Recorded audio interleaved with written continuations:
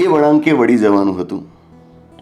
ફેસબુકના memories સેક્શને જીવનના એ અગત્યના વળાંકને યાદ કરાવી દીધું.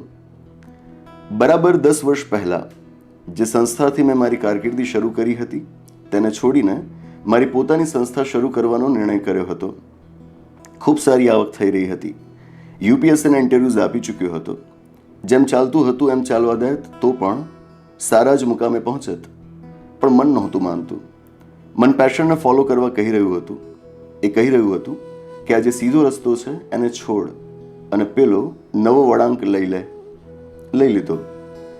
10 વર્ષે આજે જ્યારે પાછળ જોઉં છું તો સંતોષ થાય છે કે સારું થયું કે મનનું માની લીધું. નામના વધી, આર્થિક સમૃદ્ધિ વધી. સૌથી અગત્યનું, ઈચ્છા મુજબ કામ કરવામાં હવે કોઈ રોકટોક નહીં. અઘરા નિર્ણયો લેવા પડતા હોય છે.